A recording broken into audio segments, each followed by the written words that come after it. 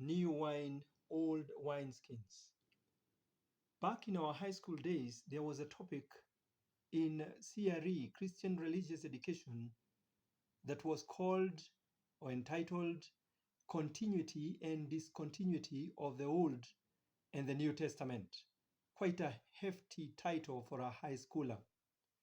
In a nutshell, it dealt with the whole aspect of interpreting Old Testament in the New and the New Testament, so that some of the things that are relevant are taken or are carried over to the New Testament, and some that are not relevant are discarded. The theology and dynamics of how to determine what to carry over from the Old Testament to the New Testament is that was now called continuity and discontinuity of the Old and the New Testament. Well, don't you think that was quite a mouthful for a teenager?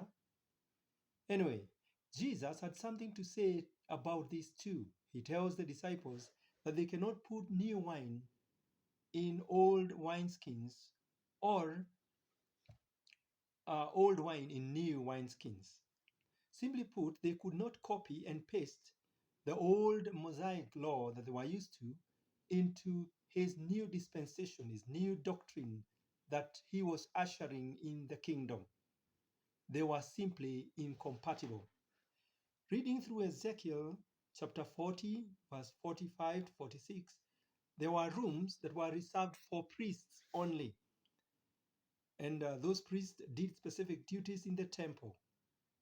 And there are those who did specific things also on the altar. This was relevant then. The temple was relevant then. The altar was relevant then. The different kinds of linen that they wore and tunics and all, everything were relevant then, but no longer. They are not relevant now. I have seen an emerging trend where people and churches have now gone back to those traditions of the Jews. They will call the places they meet temples, and their sanctuaries, and their altars, and now their tithes, and their robes, and there are so many other things that are being introduced today from the Old Testament. Now they are also being mixed up with the African traditions, or with whichever other traditions people would want to embrace. And finally, you wonder whether we have embraced syncretism, combining human traditions with the worship of God from the Bible. And this is very dangerous. It's something we need to be keen about, so that we are not swallowed up in some things that were done in the Old Testament or even wherever, but they are not biblical. So God is not in it. And God cannot be where in something that he has not ordained.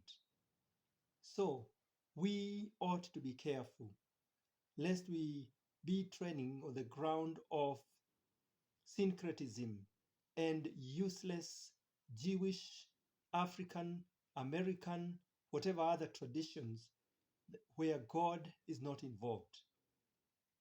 So, what is my point?